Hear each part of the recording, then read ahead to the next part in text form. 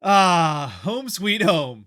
At least for Beniers and Decord anyway. What's cracking, everybody, and welcome back to Kraken R&R, where the Seattle Kraken for the second straight season go into Boston and beat the Bruins by 3. Of course, for those that watched the Kraken last year, you'll probably remember the last time the Kraken were in Boston as one of the most notable and best games from last season, at least in the regular season anyway, as the Kraken went into Boston as a part of that 7-game road trip that they swept and 8-game winning streak and beat the Bruins 3-0. The only team that shut out the Bruins last year and the first at that time to beat them in regulation at home, which was in the middle of January, so it was a pretty incredible streak the Boston Bruins had going at home at that point.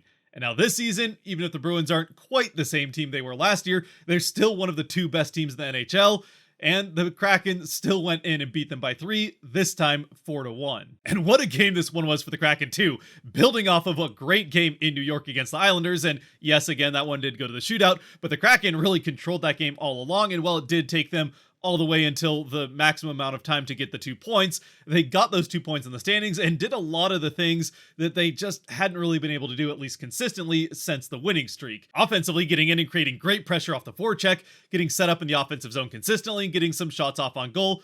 Probably could have gotten more and it might have helped them actually score a little bit more, but still creating those chances and getting offensive zone time. Meanwhile, defensively, not allowing a lot in transition as far as rush chances, and when the opponent, the Islanders in that case, did get into the offensive end and set up, the Kraken did a great job of keeping everything to the outside, locking down the center of the ice, and making sure that Grubauer had as good a chance as he could to make every save, which he made all but one. And on top of doing all that well at 5-on-5, in the special teams, which has been a big part of the issue for the Kraken here over the last few weeks and going into and out of the All-Star break, the Kraken, while they still were a -1 against the Islanders, were great on the penalty kill, killing off a double minor, and then even on the kill that they do end up allowing a power play goal for the Islanders on, they still got a great chance the other way before that goal goes in. Still, you would have liked to see more out of the power play, and the one thing that was missing for the Kraken offensively in that game was the rush chances, especially at the frequency we saw them get it last season. And those are the 2 things that they added to their game here against the Bruins. Again, building off what they did against the Islanders, and in a lot of ways improving it here against the Bruins. In the second straight, what I would certainly call a 60-minute effort from the Kraken. Now, with that said, they didn't necessarily control play as much as they did against the Islanders, but even when the Bruins did have, and they did have their fair share of time with the puck and momentum towards the Kraken end of the ice, but even when that was the case, the Kraken were still doing a very good job defensively of limiting the chances for the Bruins, mostly to the outside, and even when the Bruins did get up to the net, which they're very good at doing, the Kraken were at least there to contest it and not give them easy chances in and around Decord. Meanwhile, back the other way, while the forechecking wasn't maybe quite as good as it was against the Islanders, this is a better Boston Bruins team, and the Kraken definitely were better in transition and getting the rush chances towards Boston's net, which in the end, although the Kraken do get significantly outshot by the Bruins, I think it was something like 26-37, the shots the Kraken do get, because a lot of them came on the rush, tended to be a lot higher danger, and it showed on the scoreboard. Oh, and as far as special teams are concerned, the Kraken did better there as well, as they were finally a +1 on the night. Now, with all that being said, as we get into the game, with the only changes in the Kraken lineup being Decord back in net, which was good to see that although Grubauer played well, Hackstall wasn't just going to keep running Grubauer until he loses, like we've seen him tend to do in the past, riding whichever goaltender is playing well until they lose. But Decord back in net for the Kraken, Schultz back in the lineup as well. I mean, he played the last game, but it was Schultz and Dumoulin, as Dumoulin missed 1 due to injury, leaving in the first period of the last loss for the Kraken against the Devils, but he's back after missing just the 1 game for this one, so Riker Evans ends up getting the seat, Decord back in, and otherwise it's pretty much the same lineup that we saw last time, down to the lines. But even with those same lines that we saw against the Islanders, we don't see the same start for the Kraken as we saw in that game. In fact, it's pretty much flipped against the Kraken, as it's the Bruins who get off to the hot start, and I gotta say, in the first couple of shifts, or maybe even first couple minutes of this game, it looked like it was going to be a long night for the Kraken, as the Bruins get right into the offensive end, and they're just passing the puck all over the place, tape to tape, all over the offensive end without any trouble, making it almost look like there wasn't a Kraken defense that they were passing the puck through. They really were having no trouble getting the puck back and forth, up and down, all over the offensive end, and getting a couple shots on net that, while they weren't necessarily the most dangerous chances, again, the Bruins were pretty much controlling the entire pace of the game through the first 1.5 to 2 minutes. Eventually, though, the Kraken, who looks like they were completely outclassed during that start to the game, do get things turned back the other way, and from there for the next couple of minutes, it's pretty back and forth up and down the ice, both teams getting some good chances. The Kraken get a 3-on-2 rush that should have led to a shot on net, but doesn't. And that was kind of the big difference here early on, is that the Bruins, when they had their chances in the offensive end, were getting pucks to the net. Meanwhile, the Kraken were giving up chances to get those shots to the net to try to get better looks and just not finding them. So eventually, while Decord is getting shot after shot towards him and nothing towards Swayman, it is the Bruins about 5 minutes in that end up finding the back of the net off of a pretty lucky bounce, it has to be said. A shot from the high slot gets through traffic and makes it on net, where Decord is able to make a save, but the rebound goes right out to the side to a wide open, or at least partially open, David Pastrnak. He gets the rebound chance off. Decord makes a sprawling save with his pad and glove hand, but just gets a piece of it with the glove and is unable to catch it and freeze the puck. So a second rebound goes out in front. It turns into hack and whack time. And again, it's Pastrnak who ends up getting a stick on the puck. It goes off of his stick, sideways into the crease, but finds the skate of Alexiak and somehow gets through the legs of Decord into the back of the net to give the Bruins the 1-0 lead. So again, although the rest of the game does go pretty well for the Kraken, 5 minutes in, it's not looking great. The Bruins have had all sorts of pressure in the Kraken end of the ice. They have more than a shot per minute with 6 shots on net when this one goes in under 5 minutes. Meanwhile, the Kraken, well, they have had their chances. They've mostly passed them up and not gotten anything on net themselves. And then, of course, things get worse when right off the ensuing faceoff from this Bruins goal, McCann gets a tripping call, goes to the box, and the Bruins are on the power play with one of the best power plays in the NHL against a Kraken penalty kill that, even if it did look pretty good in the previous game against the Islanders, still has given up at least 1 goal in each of the 3 previous games. And sure enough, Boston does get its fair share of chances on this power play. Fortunately, Decord is up to the task, helped out a little bit by Marchand not quite getting all of a couple chances he had on crossing passes. Either way, the Bruins are unable to extend the lead, and the Kraken end up killing this off and getting a power play not long afterwards. Which, it has to be said that at this point in time as this power play starts, it might not be the most exciting thing for a Kraken fan, as the power play for the Kraken has been a -1 since returning from the break.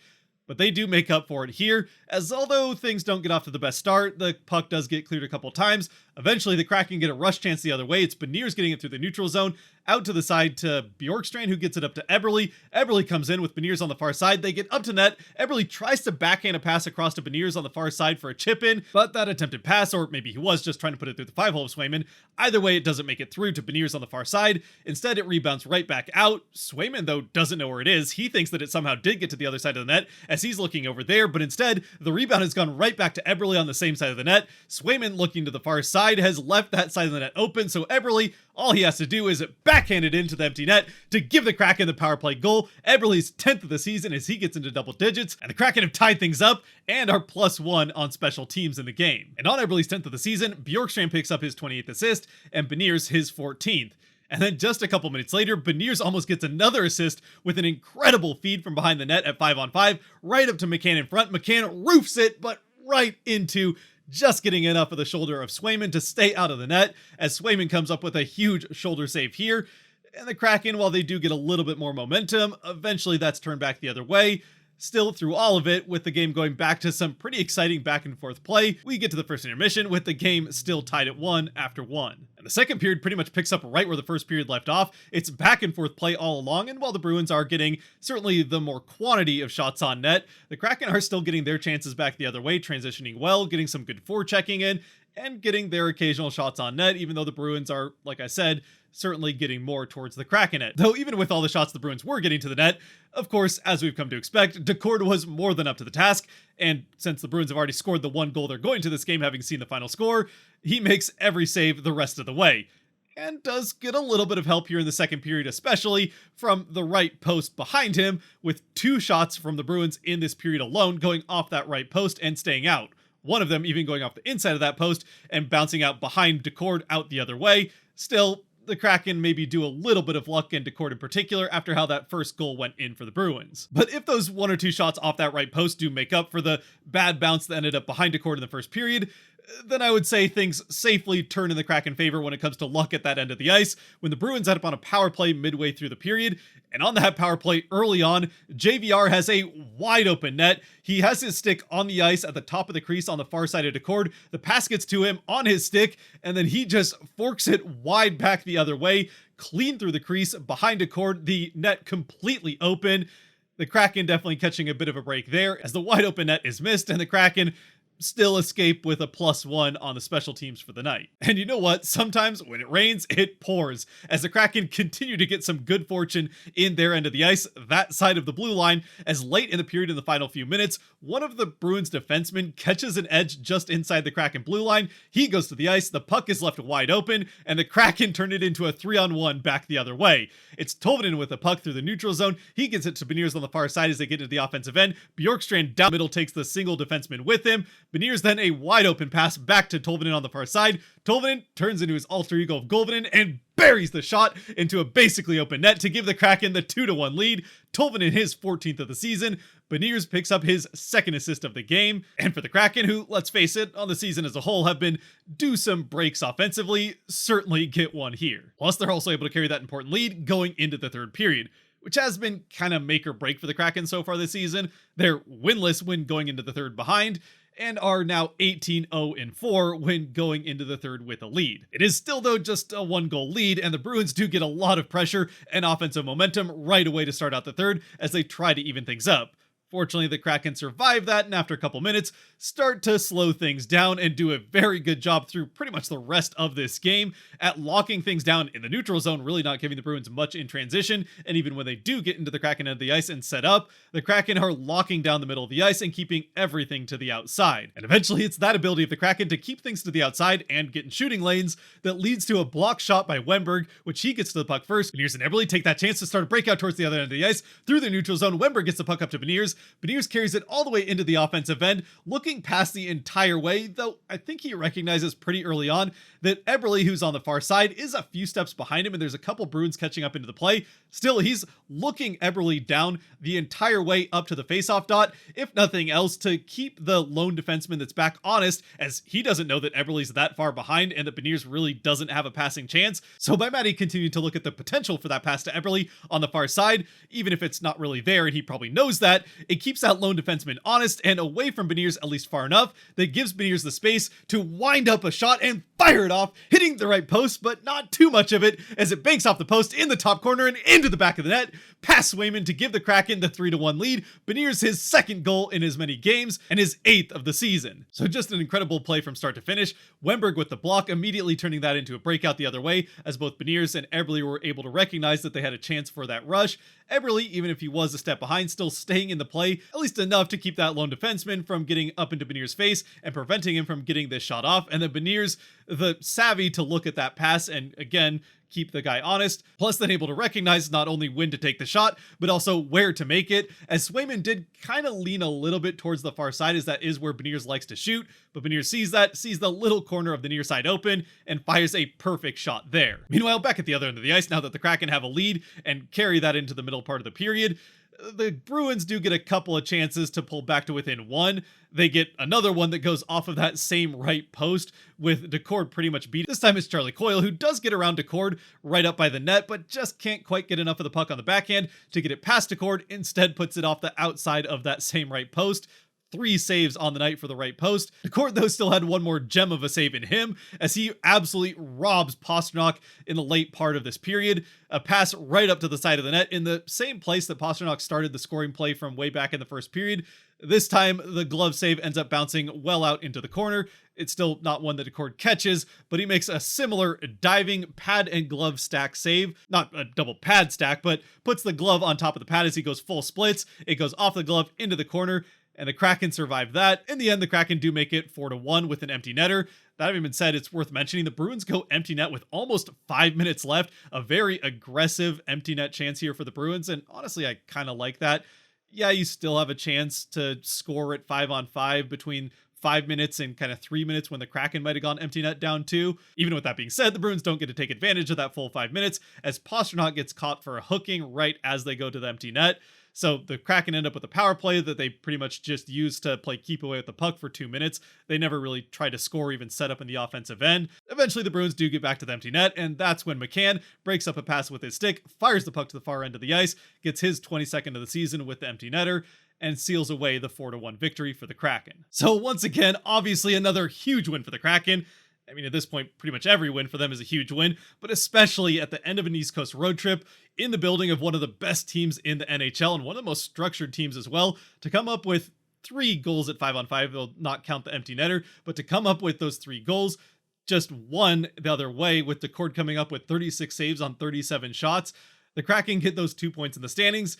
And while it doesn't necessarily fully make up for it because you're looking to be better than 500, it does at least somewhat make up for that loss just before the All-Star break that we won't talk anymore about. But for what it's worth anyway, between those 2 games, that one going into the break was, again, obviously one the Kraken had no business losing and absolutely should have come away with 2 points in. Meanwhile, this one is one that I don't think there's any denying. On paper, doesn't look like one the Kraken are going to win more often than not. Still, they're able to pick up a win that looks like a loss going in, and get those 2 points in the standings.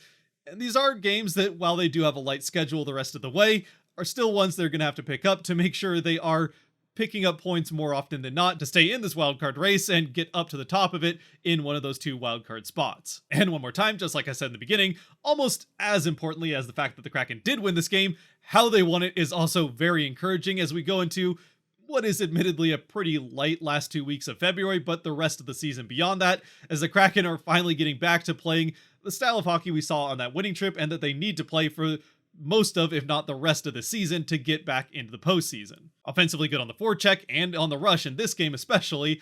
Defensively, keeping everything to the outside, not allowing those chances in and around the net, or at least not uncontested chances around the net, limiting chances off of rebounds, which they up and down this game with that. There were definitely some rebound chances the Bruins got off, but still the Kraken were around the net to make sure that those were contested and not open shots, getting sticks on sticks and making it hard for the Bruins to get clean opportunities off. And of course, it obviously makes a big difference when you win the special teams as well. And as for what this game means in the bigger picture for the Kraken, as we continue to scoreboard watch, as we pretty much will be the rest of the way, it was a good night for the Kraken to win, as, well, for one, they keep pace with the 2 teams in those wildcard spots right now, with both the Kings and Blues winning, but at the same time, they passed both the Flames and Wild in the standings. The Wild didn't play, so they have 1 game in hand, but the Flames did play and blew a lead at home against the Sharks, losing 6-3. So not only did they pass the Flames, but the Flames also blew one of their very good chances to pick up points in their remaining games. Plus, they also pick up 2 points on the Predators, who ended up losing to the Stars 9-3, I think it was. And although they are now tied for points with the Predators in the standings, they do lose to the Predators by tiebreak, with Nashville having 4 extra wins. So that's a tiebreaker that Nashville is likely to have at the end of the season if it ends up mattering. So all that's left then for the Kraken is to keep things up as they return home for a game in 3 days on Monday. But for us in this one is to get to the Kraken 3 stars. As always, brought to you by the patrons over on Patreon. If you want to help decide the Kraken 3 stars after every game, especially fun ones like this one, where we have a lot of players to choose from, you can do that by going to the link down below and supporting this channel on Patreon as well, supporting more than you already are by watching the video to this point. With the first star, I mean, it's hard to go between the 2 boys from Boston, both Beniers and Decord having grown up in Boston, but I gotta go with Decord. He comes up with those 36 saves on 37 shots. An incredible game from him as he keeps the Kraken in it, even with all of the pressure Boston was getting in the Kraken end of the ice. And like I said, the Kraken, for the most part, did a good job of keeping chances at the outside, or ones that did get up to the net, challenging it and making it more of hack and whack and not giving them good chances in and around the net, making Decord's job at least a little bit easier if busy. Either way though, again, another fantastic game from Joey Decord as he plays for the first time in Boston against the team that he grew up cheering for. And then another guy who grew up cheering for that same Bruins team, Matty Beniers, is the second star, 3-point night, his second goal in as many games, and 2 assists, plus nearly had a third assist, it would have been his second one of the night, but nearly had a third assist with that pass up front for McCann that ends up getting robbed by Swayman off the shoulder in the first period. So for Beniers, it certainly seems like he's starting to heat up and feeling a lot more like himself with that familiar line of Eberle and McCann. And who knows if it was that hit into the boards that knocked something loose or knocked the talent back into him. Not that the talent really ever left, but certainly the offensive side of him had been struggling up until he took that hit, then immediately scored on the same shift. and now he comes in with a 3-point game well, 2 nights later, but the very next game. And then for the third star, I could again go any number of ways here. One that would be a little bit more of a joke, so I won't actually go with it, but as an honorable mention, the right post behind Joey Decord absolutely deserves a mention with those 3 big saves on the night, and who knows, maybe that is the difference in this game. Other than that, though, as far as Kraken players are concerned, I mean, obviously, Tolvanen has the goal. I think Bjorkstrand had a great night. McCann had a good night. But in the end, I am going to go with Jordan Eberle. He gets the Kraken on the board first with that power play goal, something that the Kraken desperately needed to get something going on the power play. And yeah, it is off of a rush and not some sort of set power play that they have set up or practiced or anything like that. Either way, you take the power play goal, and hopefully that can start to spark something here on that unit for the Kraken. But even aside from that, Eberle had a fantastic game otherwise. Again, was a part of the play, even if he's not on the score sheet, of Beniers' goal on the far side of it that kept that play going and gave Beniers the space he needed to score that goal. Of course, though, as always, let me know what you think down in the comment section below, who your 3 stars would be. I have to imagine the 2 boys from Boston would be 1 and 2, but who your 3rd star would be. And until next time, back home on Monday, so a bit of a break here. Stay safe out there, be good to each other, God bless, and go Kraken!